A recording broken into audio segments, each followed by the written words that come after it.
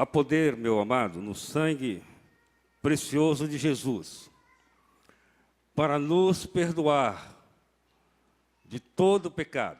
Você crê nisso nessa noite? Eu queria que você abrisse a palavra de Deus. Primeira carta que João, o apóstolo, escreve, capítulo 1, versos de 5 a 9. Primeira carta de João, o apóstolo, capítulo 1, versos de 5 a 9. É lá no finalzinho da Bíblia. E esse texto sagrado assim nos afirma. E a mensagem que dele ouvimos e vos anunciamos é esta: Deus é luz, e nele não há treva alguma. Se dissermos que temos comunhão com ele e andarmos nas trevas, mentimos e não praticamos a verdade. Mas se andarmos na luz, assim como ele está na luz, temos comunhão uns com os outros, e o sangue de Jesus, seu Filho, nos purifica de todo o pecado. Se dissermos que não temos pecado algum, enganamos a nós mesmos e a verdade não está em nós. Se confessarmos os nossos pecados, ele é fiel e justo para nos perdoar os pecados e nos purificar de toda a injustiça. Vamos repetir juntos o último verso? Se confessarmos os nossos pecados.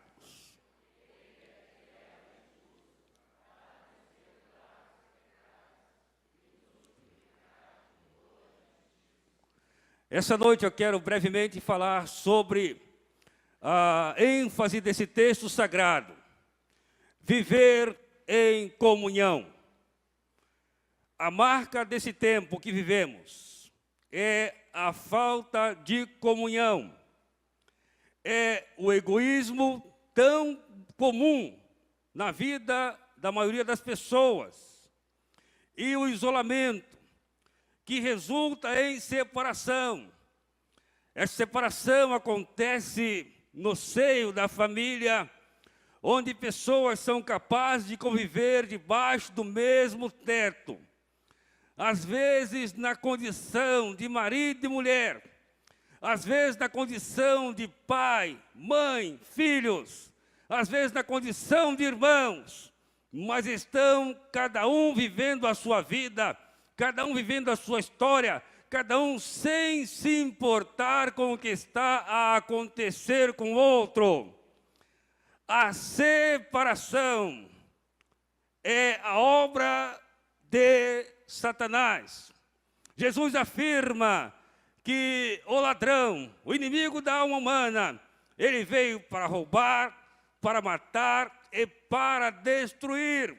Então, a maior evidência da atuação do diabo nesse tempo é que a humanidade está vivendo uma crise de comunhão. As pessoas estão vivendo distantes umas das outras. E a palavra de Deus afirma que Deus nos criou para a comunhão. João, inspirado pelo Espírito de Deus, ele nos informa dizendo o seguinte: e esta é a mensagem que dele ouvimos. Dele quem? A mensagem que ele ouviu da própria boca do Senhor Jesus, pois ele com Jesus caminhou para e passo durante 3 anos. E ele ouviu a mensagem de Jesus dizendo que Deus é luz, não há em Deus treva alguma. Então, quando o homem está longe de Deus, ele não pode estar longe do seu próximo, porque o elo de união entre o homem e homem, entre pessoa e pessoa, é o Senhor Jesus. O que fazer para andar em comunhão? Nesse mundo de tantos interesses conflitantes, Nesse mundo onde a mente humana, de certa forma contaminada pelo pecado, começa a viver a experiência de que o que importa é o que eu quero, o que importa é a minha felicidade, o que importa é o meu bem, independente do que esteja a acontecer com aquele que está comigo a conviver. Por isso vivemos um mundo de separação. Mas nessa noite a Bíblia diz que o Senhor chamou para a comunhão. Separação é obra de Satanás, mas comunhão é a obra do Senhor Jesus. E para viver em comunhão, a primeira coisa que precisamos destacar nessa noite é que nós precisamos de Jesus. Porque o homem foi cegado pelo pecado. A cegueira espiritual faz com que o homem não valorize o ser humano, que foi feito à imagem e semelhança de Deus, para que com o ser humano nós pudéssemos conviver. Jesus, e somente Jesus, é a luz do mundo. Jesus é aquele que abre nossos olhos para que nós possamos viver, olhando não somente para a nossa realidade existencial, mas compartilhando, porque exatamente quando nós compartilhamos com o nosso próximo, com o nosso semelhante, com a nossa família, é que nós entendemos o que é a vida que Deus preparou para nós. Jesus falou-lhes dizendo: eu sou a luz do mundo, quem me segue não andará em trevas, mas terá a luz da vida. É Jesus, aquele que faz com que haja comunhão. Na verdade, quando Jesus deu a sua vida na cruz do Calvário, aquele madeiro, ele tinha duas madeiras. Uma haste no sentido vertical apontando para o céu. Uma outra haste onde seus braços estavam presos no sentido horizontal, dizendo que ele estava pronto para abraçar o homem e trazer o homem para junto dele. E chegando junto dele, o homem estaria experimentando a comunhão. Onde Jesus não está, existe trevas. Onde Jesus não está, existe tristeza. Onde Jesus não está, existe egoísmo. Mas onde Jesus está, toda miséria, toda treva, toda barreira do egoísmo é desfeita pelo poder de Jesus. Amém, irmãos? Por causa de Jesus. Nós vemos nos evangelhos pessoas que estavam presas pelas trevas. Por exemplo, o evangelho de Marcos registra o fato de um homem que tinha uma possessão de demônios. E a Bíblia chama aquele homem do endemoniado na cidade de Gadara. Nem nome é dado a ele. E aquele homem, diz a Bíblia, que ele vivia nos sepulcros, ele estava destruindo a sua história, a sua existência.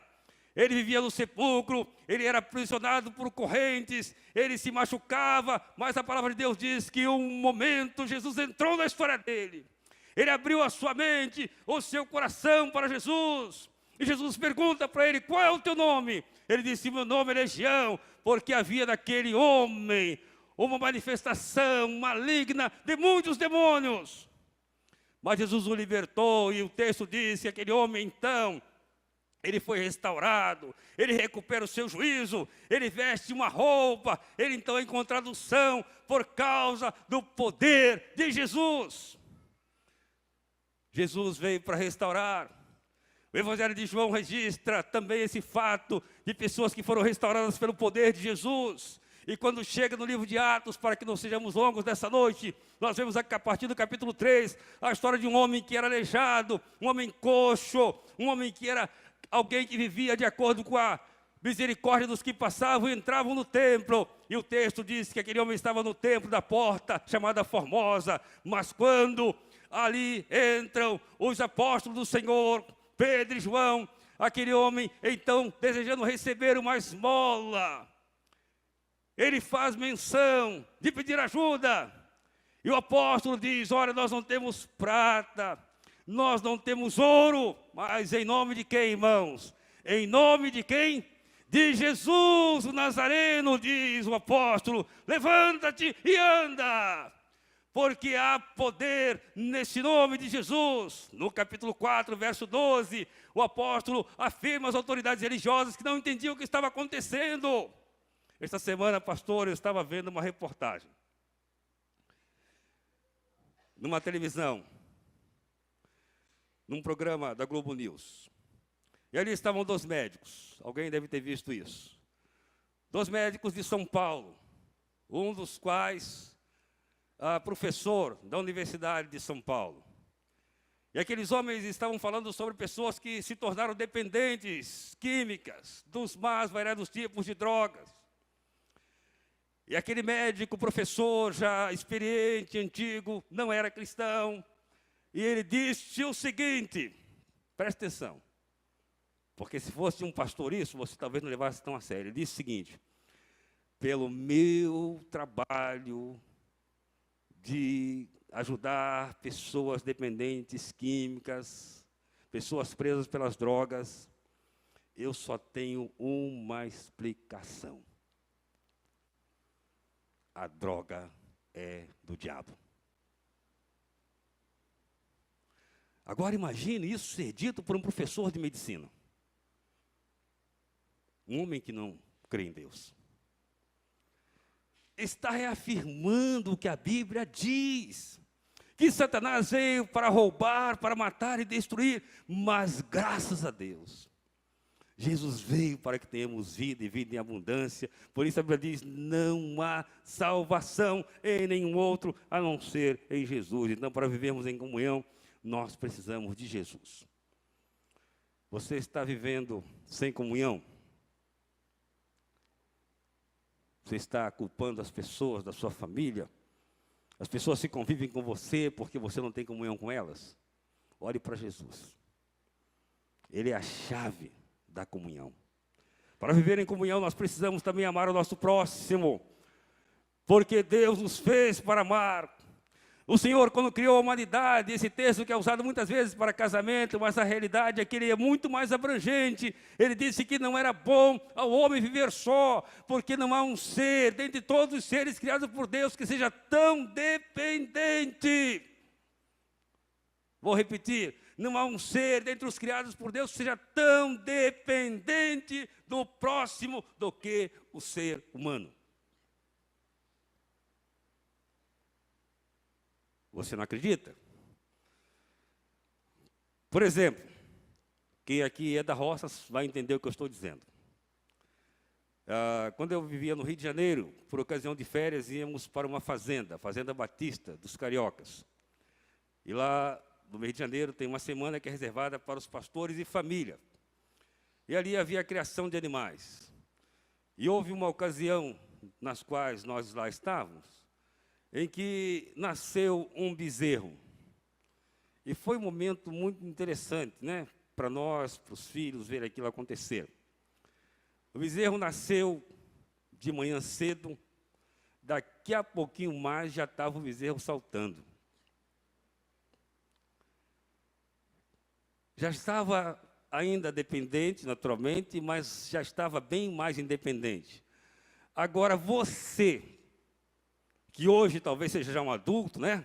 Você que pode me ouvir, quando você nasceu, você precisou de depender da sua mãe, do seu pai, especialmente da sua mãe, pelo menos 2, 3 anos. Né? Eu sei que hoje em dia, a maioria dos meninos, das meninas, não mamam tanto tempo assim. Mas alguns, hoje, já estão com 20, com 30. Tem gente que ainda com 30 anos é adolescente precisando do pai e da mãe. Ou não é verdade? E o ser humano ainda se arvora em dizer o seguinte: eu sou dono da minha vida, eu não preciso de ninguém. Você precisa porque você é ser humano precisa ter comunhão com o ser humano.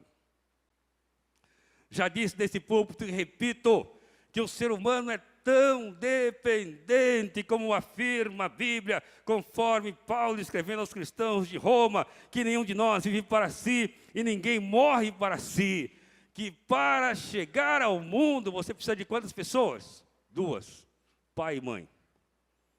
Ninguém nasce sem a participação de um homem e de uma mulher. Isso é para você nascer. Agora, para você deixar o mundo, você precisa de saber de quantas pessoas? 6 para levar teu caixão. Porque sozinho, nem para a sepultura você vai.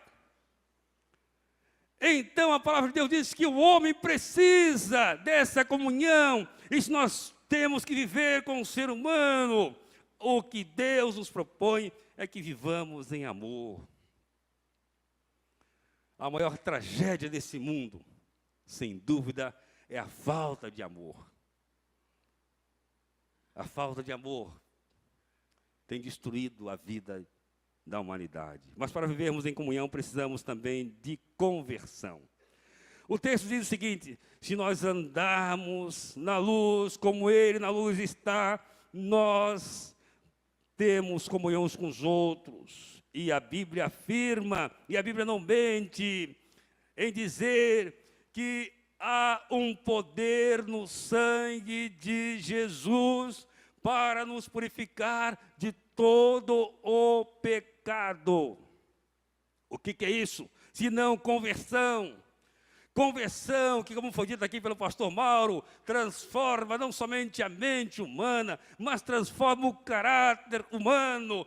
Conversão que dá força para o homem ser aquilo que normalmente ele não é. Mas pela presença de Jesus na vida, a vida é transformada. Não é sem razão que lá no Antigo Testamento o profeta Ezequiel dizia o seguinte: que o Senhor Deus, Ele propõe para o homem que se converte um novo coração. Diz assim: e dar-vos-ei um novo coração, e porei dentro de vós um espírito novo, e tirarei da vossa carne um coração de pedra, e vos darei um coração de carne. Somente Jesus tem esse poder de transformar o coração do ser humano. Um coração mau, um coração impenitente, um coração que não se importa com o outro, mas quando experimenta a conversão, a sua vida é transformada. Por isso a Bíblia afirma categoricamente, dizendo que se alguém está em Cristo, o que acontece, irmãos? Nova criatura é. As coisas velhas passaram, e eis que tudo se fez novo. Há um poder em Jesus para transformar a mente, para mudar o coração, para dar uma nova direção. Esse é o Jesus que está aqui essa noite. Esse é o Jesus da minha vida. Esse é Jesus que quer ser o Senhor da sua vida. Esse é Jesus que transforma a todo aquele que dele se aproxima. Sabe por quê? Estou caminhando para o final. É fundamental que conheçamos a nossa condição como ser humano. Nós somos pecadores. O que diz a Bíblia? O texto está aí. Porque todos e destituídos estão da glória de Deus. Ou seja, todos pecaram e separados. Olha, separados, sem comunhão. Todos os pecados estão separados da glória. A palavra glória é uma palavra hebraica, quer dizer presença. Todos pecaram e estão separados da presença de Deus. E quem não está na presença de Deus, está na presença de Satanás. E por isso que nós vemos essas obras terríveis do homem que foi criado à imagem e semelhança de Deus, mas o pecado o separou da presença de Deus. E você pode dizer nessa noite: pastor, eu sou tão bom, eu não peco. Sabe o que diz a Bíblia? Se dissermos que não temos pecado, enganamos a nós mesmos e não há verdade em nós. Essa noite é uma proposta de Deus para que você viva em comunhão, primeiro com Ele. Essa comunhão acontece quando eu reconheço que eu sou um pecador. É a Bíblia quem diz: todos pecaram. Não há ninguém que não peque. Por isso está afastado de Deus. Mas quando eu abro meu coração, quando eu confesso a Jesus o meu pecado, quando eu deixo a luz entrar na minha vida e as trevas são desfeitas completamente, então eu passo a ter a comunhão com Deus. Eu passo a ter a comunhão com o meu próximo. Porque esta é a grande promessa de Deus. Esta é a grande obra de Deus. Meu amado, a solução para o problema do ser humano tem somente um nome. O nome é Jesus de Nazaré. Você pode repetir comigo? A solução tem um nome. Qual o nome? Jesus de Nazaré. Somente Jesus tem poder para mudar a história. Eu tenho certeza, né? Pastor Mauro disse aqui nessa noite, olha, minha família já tinha se preparado para comprar o caixão para mim. Essa era a expectativa para a vida dele. Essa é a expectativa para a vida de muita gente que está vivendo talvez sem esperança, achando que não há mais saída, não há mais solução. Mas a expectativa de Deus é diferente. A expectativa de Deus é transformar a vida pelo poder que há em Cristo Jesus. Curve a sua fronte nessa hora. Pense na sua vida. Pense na sua vida, pense na sua história. Pense que você precisa da comunhão. Essa comunhão que vem quando você recebe o perdão que vem de Deus pelos seus pecados. Todos nós um dia fomos perdidos pecadores. Mas a Bíblia diz que Jesus, quando entra na história de uma pessoa, Ele transforma. Não importa qual é a distância que você está de Jesus, essa noite você precisa dele. A sua maior necessidade nessa vida é Jesus. Enquanto vamos cantar esse hino, na sua primeira parte, eu queria que você refletisse sobre a sua vida. Que você pensasse sobre o que Jesus quer fazer com você, como Ele pode mudar a sua história nessa noite. E se você ainda não se entregou para Jesus, meu prezado, entregue-se essa noite a Jesus. Receba-o pela fé. Diga para Ele de coração, Senhor, eu sou um pecador. Todo mundo é.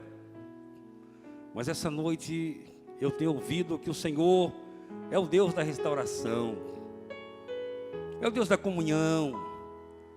Eu tenho destruído minha vida buscando nos prazeres, buscando conhecer coisas que eu nunca devia ter conhecido, me aprisionando ao pecado, mas nessa noite a tua palavra diz que a libertação no sangue de Jesus. E eu quero essa libertação para mim. Eu quero convidar você nessa noite em nome de Jesus. Não sei qual é a sua vida, mas Jesus sabe. Você precisa viver em comunhão com Ele. Precisa se entregar a Ele. E essa noite, se você quer colocar para Jesus a sua história e dizer, Senhor Jesus, eu creio na Bíblia, eu creio na Tua Palavra, e essa noite o Senhor está falando ao meu coração, eu quero mudar a minha história. Eu quero convidar a você que essa noite está tomando esse tipo de decisão, essa atitude sábia de entregar a sua vida para Jesus. Jesus que tem poder, Jesus que liberta, para que aí no seu banco, onde você está, você se manifeste. Nós queremos orar com você e por você. Você pode erguer uma das suas mãos bem alto, dizendo, Pastor Joel, nessa noite eu estou aqui, e essa noite eu quero entregar a minha vida para Jesus de coração. Alguém nessa noite? Qual será a primeira pessoa nessa congregação a dizer de coração, essa noite eu me entrego para Jesus. Essa noite eu quero que Ele faça essa obra da minha vida. Essa noite eu quero viver em comunhão. Eu tenho vivido tantos problemas, tantas lutas. Mas essa noite eu quero descansar em Jesus. Eu quero dele ter o perdão dos pecados. Graças a Deus. Deus te abençoe. Graças a Deus. Pode baixar a sua mão. Mas alguém nessa noite quer tomar essa decisão? Erga bem alto para que eu possa ver. Você pode estar lá atrás, lá na galeria. Se Jesus fala ao seu coração, tome a decisão nessa noite. Talvez alguém que um dia já provou da graça, já pertenceu à igreja, mas se afastou, se deixou levar por essa vida, e essa noite quer voltar. Esse apelo é para você também. Você quer tomar a sua decisão nessa noite? Se você quer, levante sua mão bem alto, dizendo, eu nessa noite quero a salvação da minha alma. Eu nessa noite quero voltar para Jesus. Há mais alguém nessa noite? Se houver, erga sua mão bem alto para que eu possa ver. Mais alguma pessoa? Esse é o momento do Espírito de Deus. O momento quando Deus está trabalhando. E os irmãos estão orando por você. Não é fácil tomar essa decisão. Não foi para mim. E não é para você. Mas é necessário. Quando eu dou um passo na direção de Jesus, Ele corre para mim. E Ele me pega, me abraça e me transforma a vida. Porque Jesus é assim. Irmãos, por ser pregador há muitos anos, eu sei que essa é uma hora muito difícil. Porque é a hora de uma luta espiritual, né? De um lado, pessoas querendo se render, mas sem coragem. Se é o seu caso nessa noite, meu prezado, você é livre para tomar a decisão. Mas Deus só vai atuar na sua vida se você tomar a decisão. Se você quiser vir enquanto estamos nos preparando para orar, você pode sair do seu banco, peça licença aí, quem está junto a você, e dizer: eu quero ir lá na frente. Eu quero nessa noite demonstrar. No mundo espiritual isso tem um valor muito grande, que eu me entrego para Jesus, de coração. Você quer isso? Se você quer, sai e vem em nome de Jesus. Você deseja isso para a sua vida? Libertação do pecado. Senhor, louvado seja o teu nome, porque o Senhor é o Deus da vitória. Louvado seja o Senhor, porque Satanás veio para separar, para dividir, mas o Senhor veio para trazer comunhão. Salvação é o projeto do Senhor. Te agradecemos por esta vida, cuja história o Senhor conhece, que essa noite se manifesta corajosamente diante da congregação, mas muito mais diante do Senhor, dizendo: Senhor, tem misericórdia de mim. Abençoa essa vida, Senhor. Abençoa tantas outras que estão aqui essa noite, que precisam da comunhão do Senhor, mas que estão em luta espiritual. Que ainda em tempo o Senhor permita que elas se rendam a Jesus. Obrigado a Deus pela salvação que o Senhor nos dá de graça. Oramos assim em nome de Jesus. Amém.